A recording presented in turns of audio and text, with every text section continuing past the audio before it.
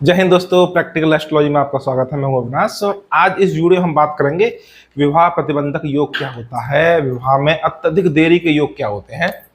जो इस वीडियो हम बात करेंगे विवाह प्रतिबंधक योग के बारे में, वो योग विवाह प्रतिबंधक योग बनाते हैं, यानी कि ऐसे जातकों की कभी शादी नहीं होती है अथवा कोई अन्य शुभ ग्रह इस कुंडली में मौजूद हो तो जो है फिर अत्यधिक देरी में शादी वहां हो जाती है। क्योंकि किसी भी भविष्यवाणी करने से पहले किसी भी जातक की उसको पूरी कुंडली देखी जाती है। तो इस वीडियो में जो हम बता रहे हैं वो सामान्य नियम है। अगर आपकी कुंडली पे ये नियम लगते हैं तो आप स्वयं ना लगाएं, किसी अच्छे ज्योतिषी से पहले आप संपर्क कर लें, तभी इन नियमों को आप फॉलो करें। ये सिर्फ एक तरह से सामान्य ज्ञानवर्धन के लिए ज्योतिषी नियम आपको बताए जा रहे हैं, इसके कुछ अपवाद भी यहाँ पे हो सकते हैं। विवाह प्रतिबंधक योग, ये मुझे ऐसा लगता है किसी भी ज्योतिषी से पूछे जाने वाला सबसे ज्यादा जो प्रश्न होते हैं वो विवाह से संबंधित ही होते हैं।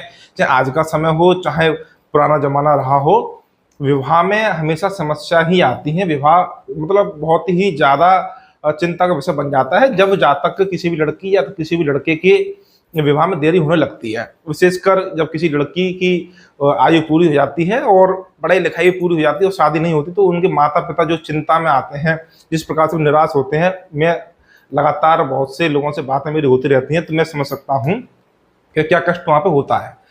तो इस वीडियो हम बात करेंगे विवाह में देरी के क्या कारण है और विशेषकर जो अत्यधिक देरी या विवाह प्रतिबंधक योग कैसे बनते हैं, क्या कारण वहां पे होते हैं।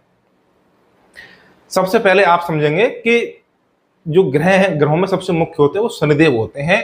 तो शनि के पास ही देरी कराने का जो बोलते हैं डिपार्टमेंट है, विभाग है, वो शनि की ही जिम्मेदारी है। कोई भी काम हो उसमें देरी कराने का जो जिम्मा ले रखा है वो ले रखा है आपके शनिदेव ने। उसके बाद कुंडली में अगर भावों की आप बात करेंगे तो सबसे पहला भाव आता है आपकी कुंडली का दूसरा भाव, जो आपके परिवार का, जो कुटुंब का होता है। जब दो लोगों की शादी होती है तो दो परिवार मिलते हैं और वो परिवार की वृद्धि होती है। कुंडली का दूसरा भाव कुटुंब का, परिवार का, तो वो एक दूसरा भाव सबसे मुख्य हो गया विवाह के मामले में। और कुंडली का सप्तम भाव, सप्तम भाव जीवन साथी का होता है, वैवाहिक सुख का होता है, दाम्पत्य जीवन का होता है। इसके साथ अष्टम भाव की अपनी अलग भूमिका होती है, 12 भाव की अपनी अलग भूमिका होती है, लेकिन सबसे जो मुख्य भाव होते हैं वो आपका सप्तम भाव और दूसरा भाव, ये मुख्य भाव यहाँ पे हो जाते हैं।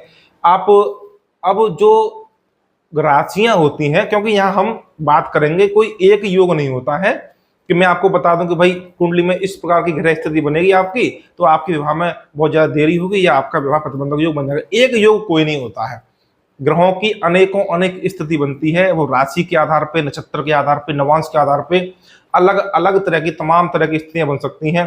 हजार कुंडली और हजार